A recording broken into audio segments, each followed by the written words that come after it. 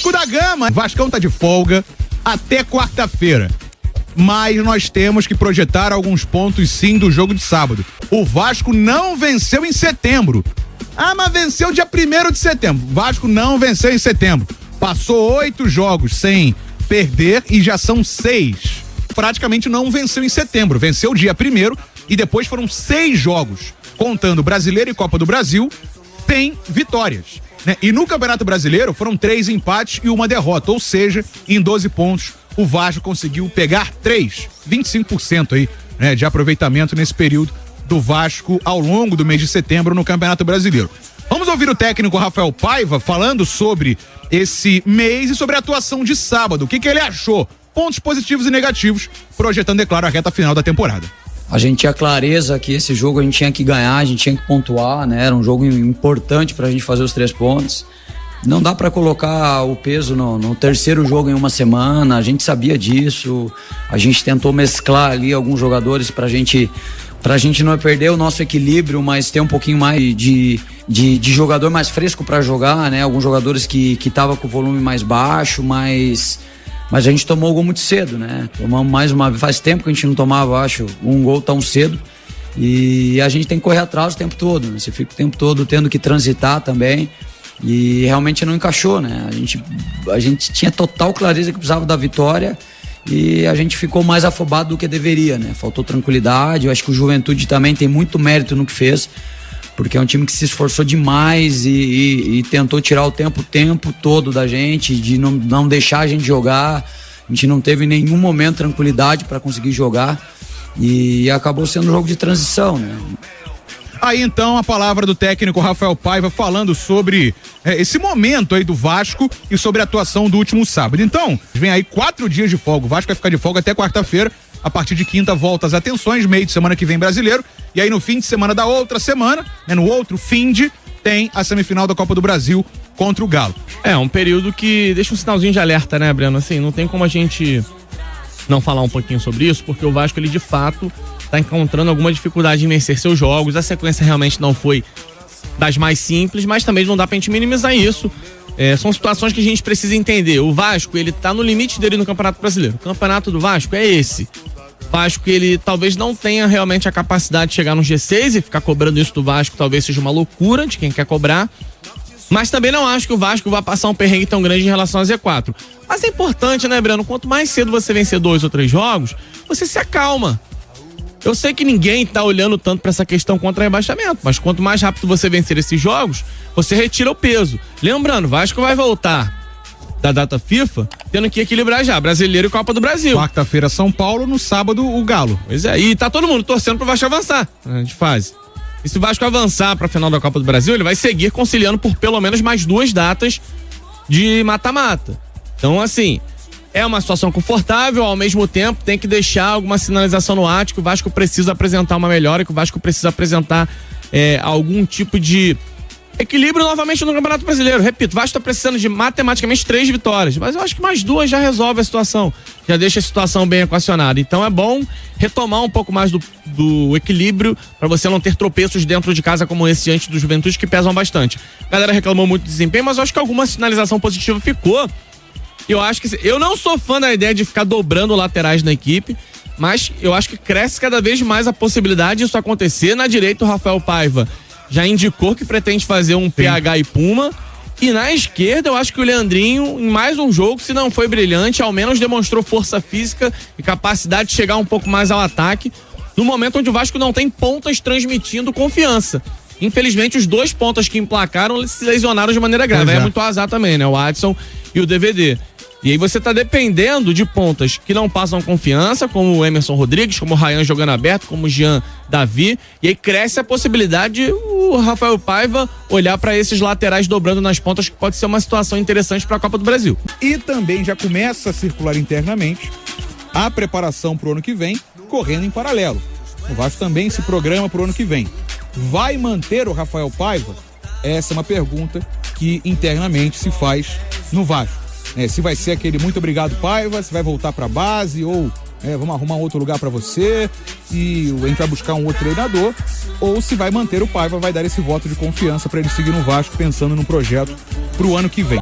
Rafael Paiva, na sua opinião, deveria ser mantido pro ano que vem, ou Vitor? Sim, eu acho que não faz sentido você, nesse momento, interromper o trabalho, um trabalho que tá bem encaminhado. O Vasco chegou no teto dele, a verdade é essa. O Vasco dificilmente vai render tecnicamente mais do que já está rendendo. Isso é muito mérito do Paiva, que soube trazer as lideranças pro lado dele, as lideranças técnicas e também as lideranças emocionais, de grupo, como é o caso do Verrete, Felipe Coutinho. O Paiva parece ser esse cara mais caladão na dele, mas é uma liderança técnica. O Maicon, né, que também tem esse perfil, né? O Léo, ele errou ao insistir com o Léo no time titular, mas o Léo é uma liderança. Os jogadores sempre citam o nome do Léo quando falam em líderes do elenco, né? É importante pro vestiário. Ele trocou o capitão e nem sempre isso é uma decisão que os jogadores concordam tão facilmente, recebem bem. E os jogadores receberam bem isso. Claro que ele erra em algumas tomadas de decisão, mas qualquer treinador que tá começando vai errar. Essa insistência no Léo não foi legal, a insistência no Real não foi legal. Mas às vezes, cara, alguns tropeços do Vasco, o Vasco já tá um tempo sem vencer, né? Isso, alguns tropeços. Ele falou. Acontecem principalmente pela falta de material humano, pela falta de talento, não é por falta de trabalho. O time hoje está organizado e compete. É o básico que um treinador precisa oferecer. Diante de um time sem tantas condições técnicas, você precisa oferecer um time que esteja organizado, e o Vasco quase sempre está organizado, e um time que tenha, obviamente, o mínimo de competitividade, que entenda a responsabilidade de vestir uma camisa desse tamanho. E hoje o Vasco faz isso. O resultado, cara, infelizmente, nem sempre vai ser o que a torcida espera, porque realmente o elenco tem várias lacunas. Ainda perdeu 2 jogadores importantes lesionados recentemente, o DVD e o Adson. O DVD por um ano, né, cara? E o Adson só volta no que vem também. O Vasco sofreu muito, desde o início do ano lá atrás, com o Paulinho no estadual. Paulinho e Jair. O Jair tá voltando, Jair inclusive. Também O Jair e o Paulinho vão voltar nesse mês de outubro, de repente podem agregar um pouquinho. Até porque, cara, o Sforza me incomodou muito nesse jogo contra o Juventude, foi muito mal. Ele oscila muito, né? É um jovem, 22 anos, tá num país novo, ainda franzino, de vez em quando ele vai jogar mal. Eu acho ele um bom jogador, tá, Ele cara? tem potencial, mas tá sendo exposto a uma condição de titularidade para a qual ele não tá preparado ainda. Então, eu acho que o Paiva tem que iniciar o planejamento até para mostrar o potencial dele, para mostrar a capacidade que ele tem como treinador, porque até agora ele só entrou na fogueira. E ele foi o bombeiro, ele apagou todos os incêndios que ele recebeu até aqui e colocou o Vasco numa semifinal de Copa do Brasil que poucos acreditavam que o Vasco teria essa capacidade. E vivo, né, cara? O Vasco foi até Belo Horizonte, perdeu só de 2-1. Uma projeção que a gente tinha que, de repente, o Vasco fosse sofrer mais pela qualidade do time do Atlético Mineiro, que tá numa crescente na temporada. Passou o carro, o trator por cima aí do Fluminense na Libertadores. E o Vasco abre o placar, ou seja, tá muito vivo na Copa do Brasil. Acho muito acessível pro Vasco conseguir reverter esse placar aqui, nem que seja nos pênaltis. Ele já tem um histórico na própria Copa do Brasil de vencer a disputa de pênaltis. 3. Nós fizemos aqui Água Santa, Fortaleza e Atlético Paranaense. Perfeito. Então o Vasco já tem essa cancha e que pode agora também servir contra o Atlético Mineiro se tiver uma nova vitória por um gol de diferença. E outra coisa, o Breno falou aí no comentário, né, que o Vasco tem que olhar também para o rebaixamento, porque não ganha há algum tempo. O Vasco nesse momento tá a 8 pontos do Z4. Né, e 9 do G6. E 9 do G6. O Vasco faz exatamente esse campeonato. É um gigantesco nada. É um gigantesco nada. Zona da água da salsicha. Irmão, tá ótimo. Pra um time que perdeu a investidora no meio do campeonato. Exatamente. Não conseguiu se reforçar direito na janela. Errou 2 vezes com o treinador. Tá disputando um título de Copa do Brasil. Tá ótimo, irmão.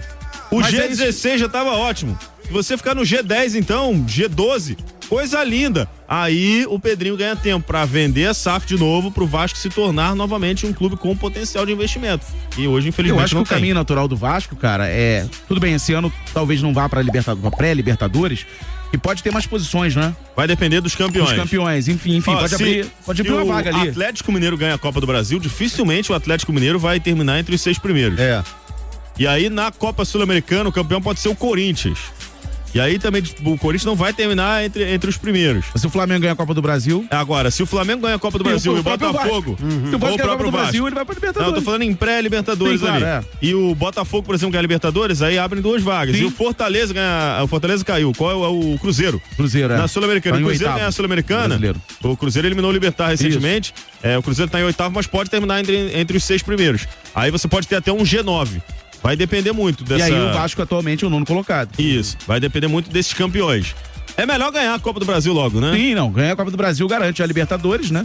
Planejamento, a grana também que vai entrar, uma grana, cara, Isso, quase e 90 aí, milhões de reais. Jogando Libertadores no ano que vem, o investimento é outro. Aí você dispensa metade desse elenco aí e começa a montar um elenco mais forte, naturalmente, com Jair voltando, Paulinho voltando, o Adson, o DVD voltando. O elenco já fica naturalmente mais forte. E eu acho que daqui pra frente, até se o Pedrinho conseguir fazer essa venda, acho que vai conseguir fazer essa venda no final do ano aí. Cara, a projeção do Vasco não é durante bons e bons anos aí, não olhar mais pra rebaixamento, cara. Só de evitar esse rebaixamento esse ano, Também diante de acho. toda essa turbulência. Não, fantástico. Começou fantástico. mal o campeonato, Santo né? Paiva, irmão. O Vasco tomou O cara 4x0 do conseguiu, Criciúma. o Pizuno até falou aqui, ó, Pizuno das Américas. Falou, irmão, esse Paiva fez mágica com o time do Vasco, cara. E realmente fez. O Vasco é competitivo. Eu discordo que esse time é horroroso. Não acho Não, o Vasco horroroso horroroso. não. Tá? Não, mas é um time pra sinceramente, não 10º acho. lugar. É. O problema é a turbulência da temporada. Com o Saf indo embora, com Boina. Cara, Nossa, assim, o Boina foi um desastre, irmão. tinha tudo. Pegou a boina dele e tinha voltou pra tudo Portugal. pra ser o pior quadro possível. Contratações superestimadas. O Vasco gastou muito em jogadores que não valem tanto dinheiro. Vou citar alguns exemplos. Eu adoro o Hugo Moura. Acho que o Hugo Moura tá jogando muito bem. Mas foi caro pra caramba. É. Adoro o Adson. Adson jogou muito bem. Foi caro pra caramba. Caro pra caramba. Eu o gosto João do Adson, Vitor. cara. Sou fã do João Vitor. Acho um zagueiraço. Foi caro. Pô, João Vitor, pra mim, o melhor zagueiro do Vasco. Então, assim, o Vasco montou mal o elenco. Distribuiu mal esse dinheiro.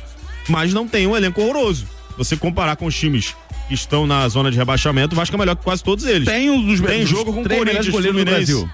É um goleiraço. Tem um dos Um melhores ótimo lateral atacantes esquerdo. centroavantes do Brasil, que é o Verratti. Tem um centroavante absurdo. Tem o Payet, tem o Coutinho.